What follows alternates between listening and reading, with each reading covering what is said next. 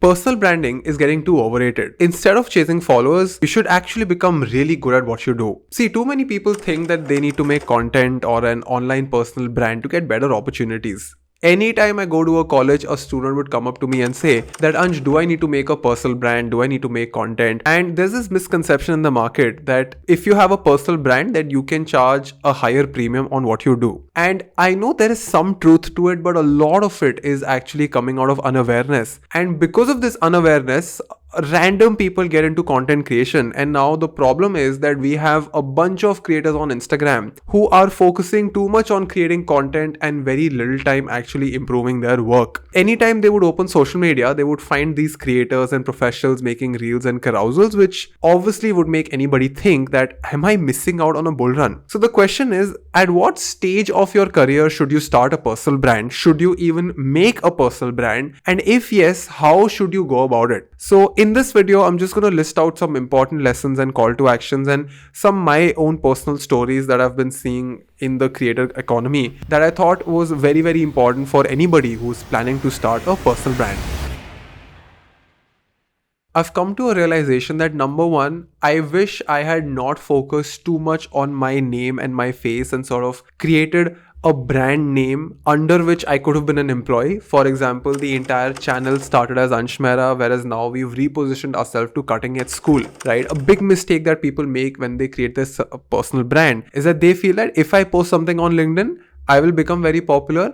Then brands will come to me, clients will come to me, I'll do a lot of work and then I'll make money. And unfortunately, that is not how it works. Because once you enter content creation, you would realize that to get consistent views, you have to make a lot of content. Now, if your bandwidth is going making a lot of content, then it becomes very difficult for you to improve your skills. So it's kind of a very tricky spot where you get confused whether you should work on your skills or you should show off to people about what you already know. Now, if your personal brand is of a beginner level, let's just say you've just entered the industry and you are not that good, you are just starting out, then the price you pay for your personal brand is so heavy because all of that time that you could have spent as a young person on your craft is now being spent on making videos. So you make some money in the shorter run, but in the longer run, you often end up missing a lot. And that is why you will see so many young professional creators, video editors, or designers who are really good at making content, but actually not that good at their core craft.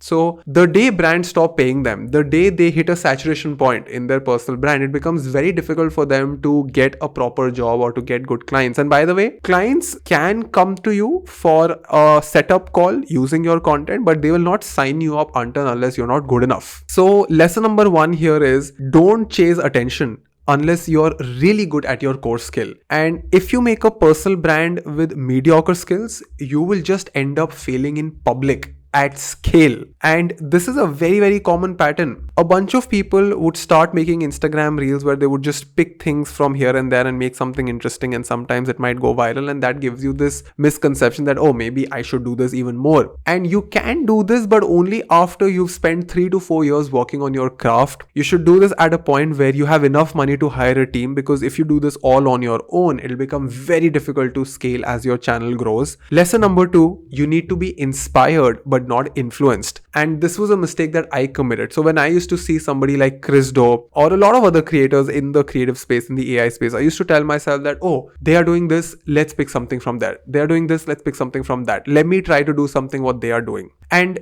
the issue with this approach is that I was being influenced by them, whereas in reality, I have to be inspired by them and then do something with my own twist to it. So even if you see someone do something, don't blindly copy them, and instead ask yourself, what exactly are your strengths and weaknesses? Because it's very difficult to beat someone who's playing on her strengths and who's having a lot of fun. If you try to replicate somebody else's success, if you try to copy somebody else, and if it is not naturally coming to you, eventually it will build up a lot of stress, because after a point you sort of get tired of pretending that you're not this person. And this burnout happens very commonly in the creator economy, even in the professional domains, right? Like people who pretend to be somebody else, like they can sustain it for say 7 to 8 months, but afterwards it just becomes such a pain. Like I've seen it happen. So if you're having fun, if you're following your heart, and then if you're following that intersection between what you like and what the world will pay you for, then it is way more motivating. You have your own personality, and then it's actually easier to build a personal brand content. The issue here is that when you try to build your personal brand on your innate personality, it takes a lot of time to find your tribe. Like, it took me almost 2.5 years to find people or even have people discover my YouTube channel, because I started when nobody else was making UX content. There were very few players in the market. UX itself was not very popular 2 years ago.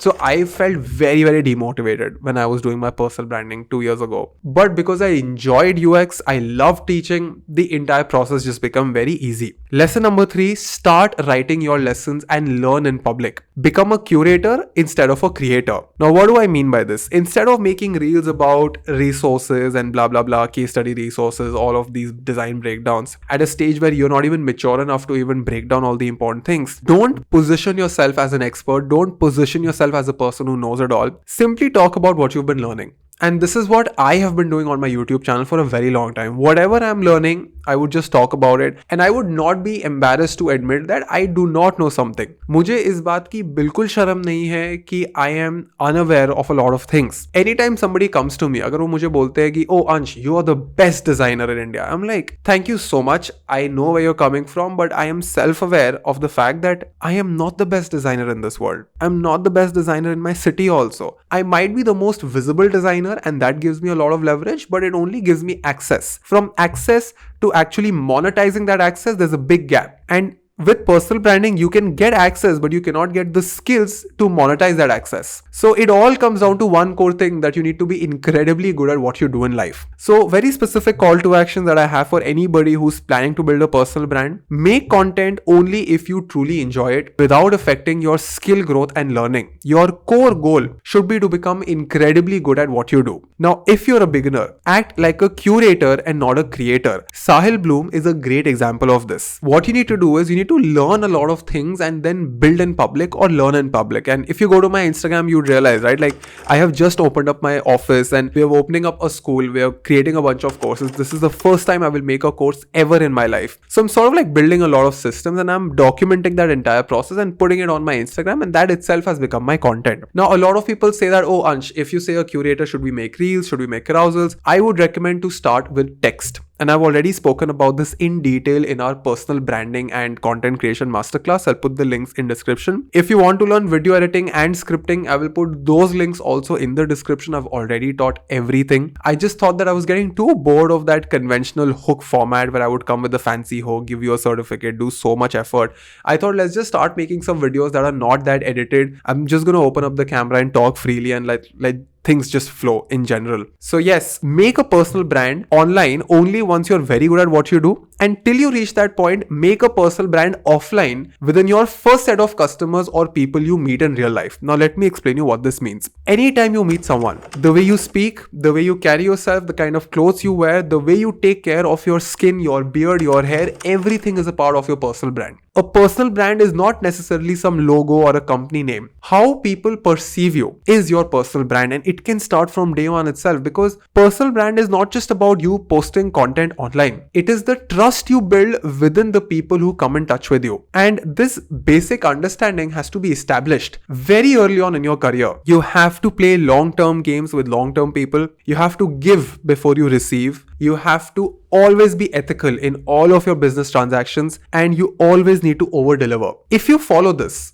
for 3 to 4 years, learn in public, and then have a very strong offline network of people, the day you start your YouTube channel, automatically the right kind of people will notice you. So to summarize, please don't hurry this entire personal branding thing. Personal branding will not get you extra money. If you're not good at what you do, it makes no sense. So the average runtime is 3 to 4 years. Spend some time working on your craft. In the next video, I will answer some more common questions. 2 questions that I regularly get. Question number 1, now that AI has come up, is UI UX even worth learning in 2025? And second, if you are a young designer, should you open an agency? And if yes, then how do you open an agency? Let me know in the comments if you want me to address these 2 questions, and if you have any specific questions on which you would want my opinion, my unfiltered opinion, just let me know in the comment section. Also, let me know, can we just start making these cleaner videos? I'm sort of like getting bored of the entire hook structure and that fancy editing. It takes too much time to make them in the first place. So let me know if I can have some videos that are very clean, very simple, just like this, me in front of the camera, just sharing my views, being very honest about it. We have just launched our Hindi YouTube channel Playbook. अगर वो नहीं देखा है तो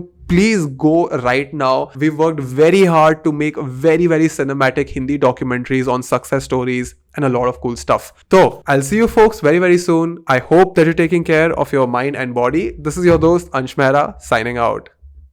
If you want to learn the basics of prompt engineering and latest Gen AI tools, then this playlist right here will help you get started.